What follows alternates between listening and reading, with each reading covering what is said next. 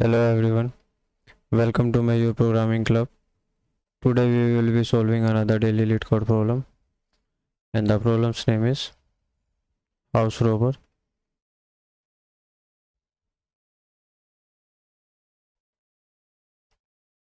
Okay, so the problem statement goes like this.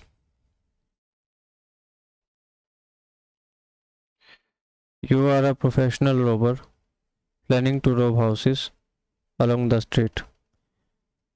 Each house has a certain amount of money stashed.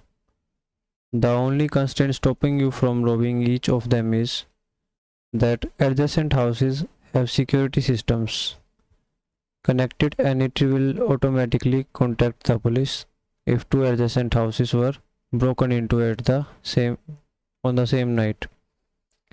So given two integers, given an integer array nums represent the amount of money of each house. Return the maximum amount of money that you can tonight rob without altering the police, alerting the police. Pardon. So this is the nums array which is representing the money each house is having, and you are a robber and you cannot rob two adjacent houses if you on the same night. If you do so, then the security system will sound an alarm and police will catch you. And so it is asked that how many maximum amount of money in one night can you take, okay, without being caught, obviously, by the police. So the constraints are as follows. Length of nums array is of order 100, and all the elements in this particular nums array that represent the number, the amount of money each house is having, range from 0 to 400. And now let's see how we will be solving this problem.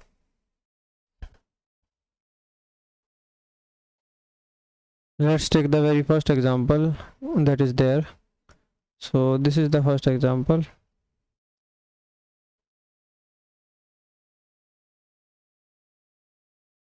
Okay,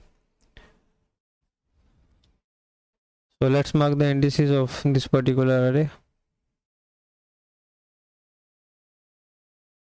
0, 1, 2 and 3.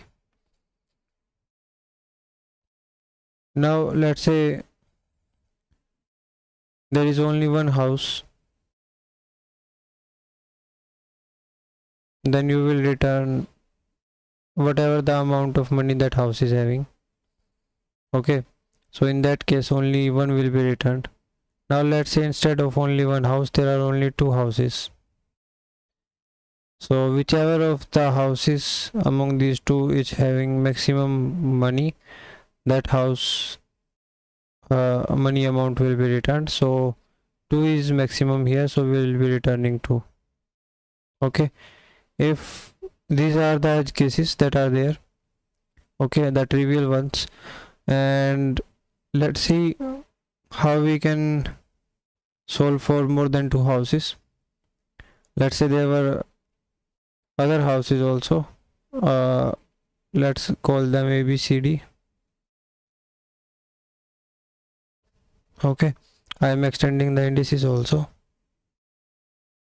This is just an extension, just to demonstrate you how the approach will work. So let's say you try out a brute force approach where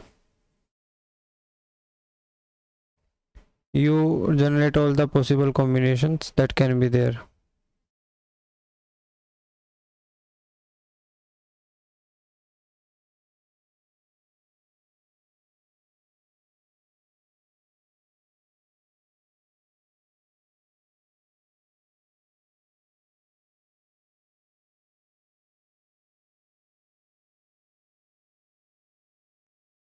Of robbing houses. Okay, So let's say you rob the very first house, 0th house, then you rob the house with index 2, then let's say you rob house with index 5, and then let's say you robbed whatever it follows. Now let's say you rob, this is one combination that was there one way. Another combination can be you rob 0th house, this house, and then this house, second one, and then instead of 5 you robbed the 4th house. So as you can see, this part is being repeated again and again, more than once. So you will be doing calculations for this part more than once, so you are doing extra work here. Also, if you view this approach from a different angle, each house can either be taken into the final combination, or it should not be taken, or it can be ignored. Okay, it can be taken or it can be ignored. For each house you are having two options.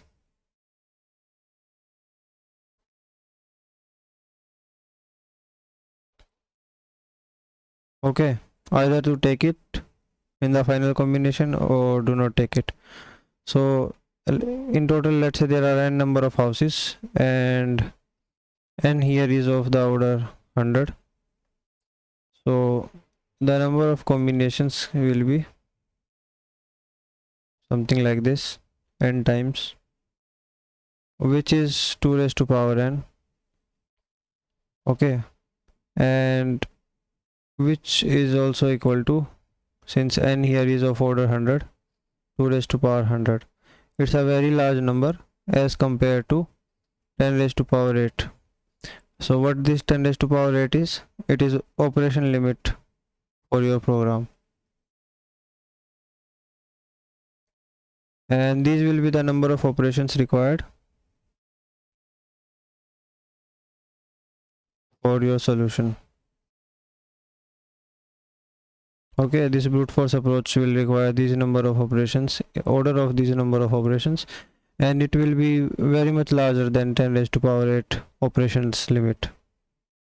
Okay, so what happens is, if the number of operations required by your solution or your program that is solving the problem exceeds or become equal to this operation limit, then you may get a TLE and your solution will not be accepted. So this will generate TLE and your solution will not be accepted. No AC here. So what we need to do is, we need to optimize this approach, brute force approach. As you were able to observe here also, that this part was repeated more than once in these two combinations. So we were doing extra work here, and this overlapping of this is a subproblem of a larger problem. This overlapping of subproblems is called overlapping subproblems property. So this property is called overlapping subproblems. So this particular problem that we are given, the house robber, is satisfying overlapping subproblems property. So it is leading us to extra work. We will surely be wanting to avoid this extra work in order to reduce our time complexity. And another observation that can be made is, let me change the color, I think it will be fine.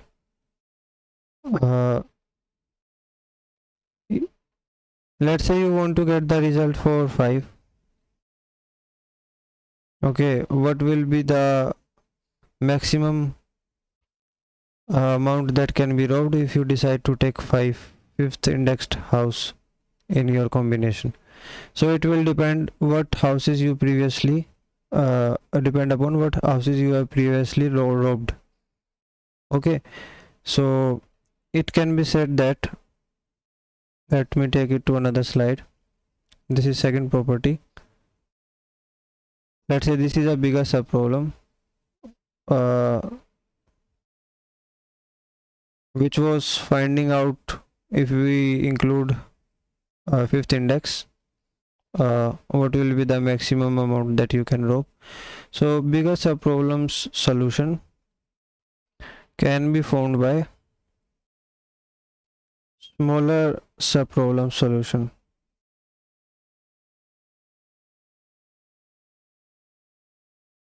Okay, let's call this solution 2 and let's call this solution 3. So these three can be combined and solution for bigger subproblem can be formed. Okay, so this particular property is called optimal substructure.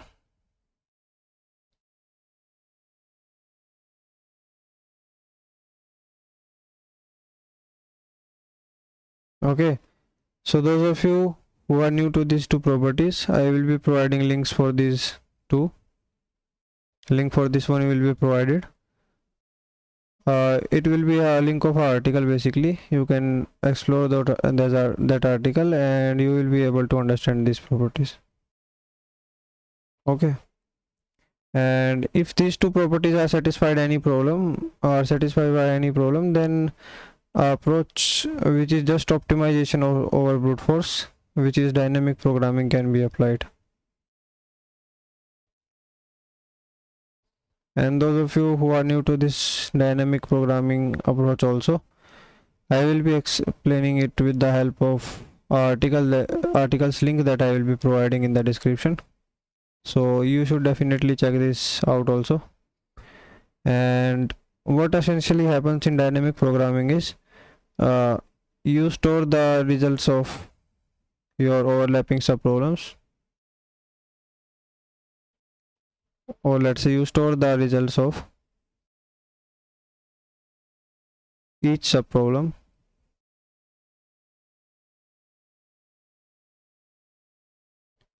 and avoid extra work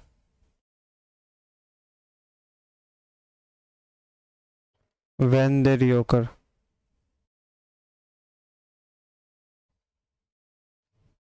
Also you build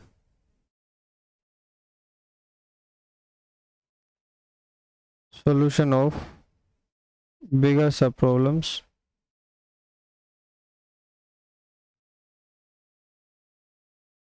based upon solution of smaller subproblems.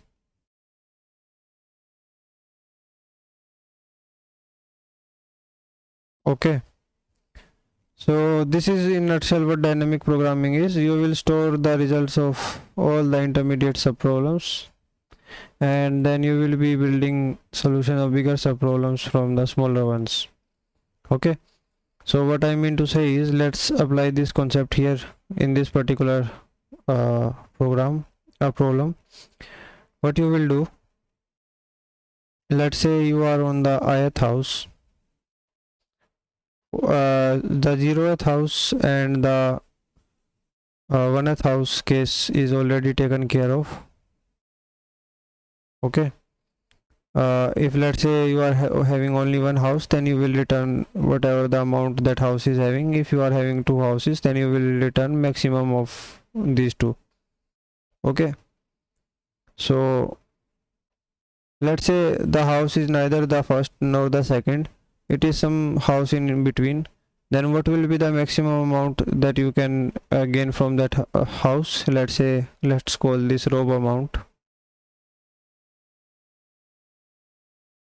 Okay, let's say you are at a particular index, so it's surely greater, the index is surely greater than 1.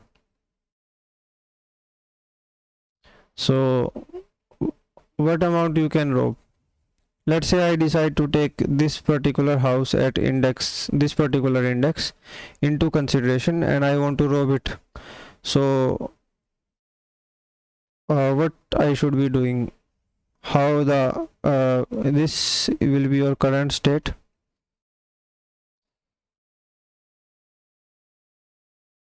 How could you have ended on this particular state? Let's say you robbed the house at index -2, and then you cannot, and there are three indices. Let's say I want to rob this particular house. This is your current state. Okay, the state here is nothing but index of the house that you want to rob. So if you want to rob this house, you cannot rob this one, since it will be adjacent house and the alarm will sound and you will be caught. So what you will do, you will rob one previous house. So it you could have been here, and then you decide to rob this one, and you automatically cannot rob the very next, so you ended up on the current state. Okay, so this is one possibility. Let's say you do not want to rob the current state, so you are excluding this house. So what you can do is you can rob the previous house. So these will be the two previous states that can be possible for the current states. Two previous states possible.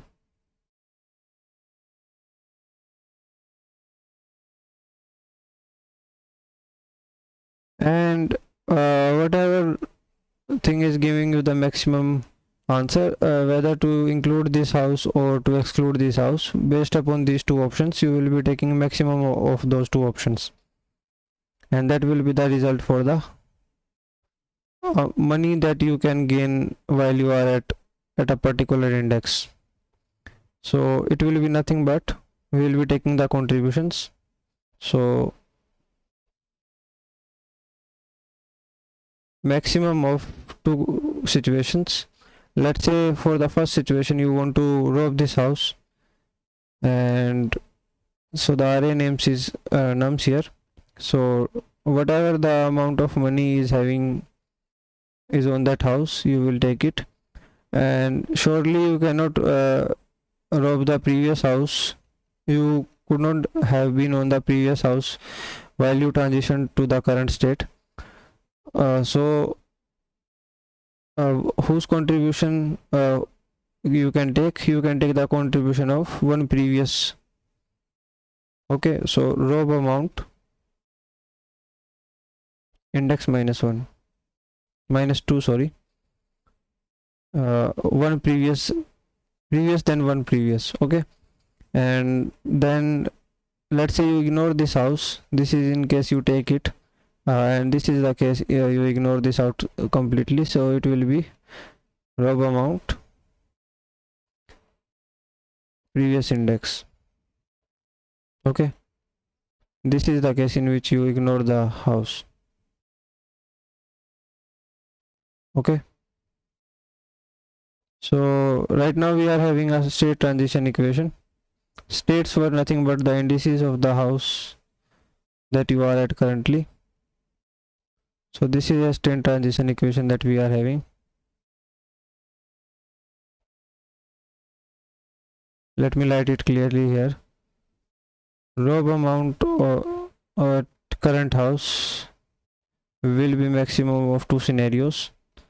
One scenario is that you decide to pick up the money from the current house, then you can only take contributions from the previous two houses back. Okay, so rob amount index -2. This is one possibility, and then another one is that you do not take the money from the current house, and so you will be able to rob only the previous index. Whatever was the value, most optimal value for that one, you will take that, and you will be having maximum of these two for the maximum amount of money that you can have at this particular house. Okay, max amount of money possible at this house or till this house, and you will give building your row amounts array. Now let's see how the implementation goes.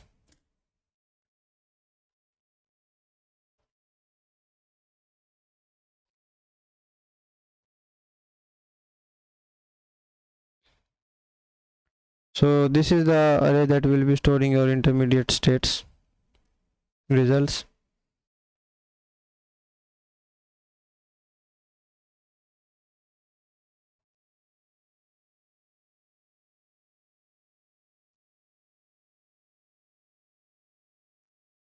Okay, and building state results of bigger subproblems of bigger states from the results of smaller states. So in this particular case, this was the bigger one, and these two states were the smaller states. Okay, and this is what dynamic programming essentially is. You are avoiding extra work and also using the results stored in an optimal way. So if let's say this is the very first house, then you will take whatever the amount of money that is on that house, if it is the first house, and if it is two houses, then you will take maximum of first and second, if there are two houses only.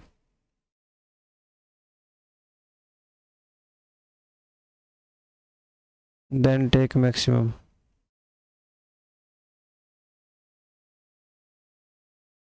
among them. Okay, and if that's not the case, we will apply our strain transition equation here.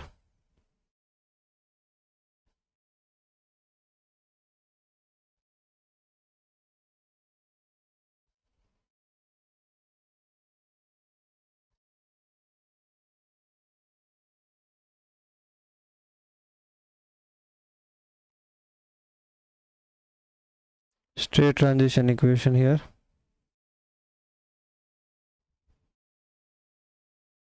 Okay, so this is your current state,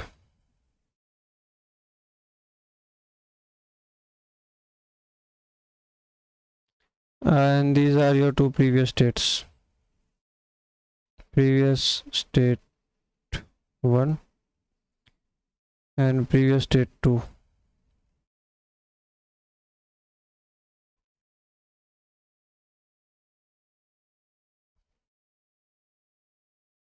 Okay, and then you will simply be returning whatever the maximum amount of money you will be having at the very last index.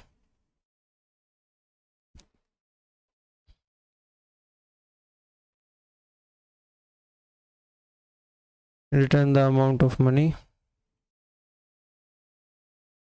you will be having at the very last index. So this is how you will be solving this particular problem. If you are still having any doubts or any queries in general, feel free to ask them in the comment section of this particular video.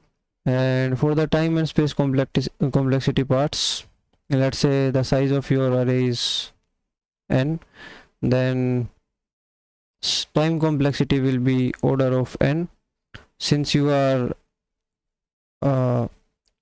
traversing the whole array only once. And space complexity wise also, it will be the size of array, which is order of n. only. Okay, so this is how you will be solving this particular problem.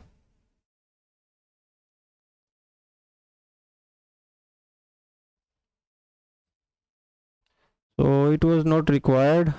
You can decide to not initialize the array also. That is but fine actually. So that is how we will be solving it. Thank you for watching. Have a great day ahead.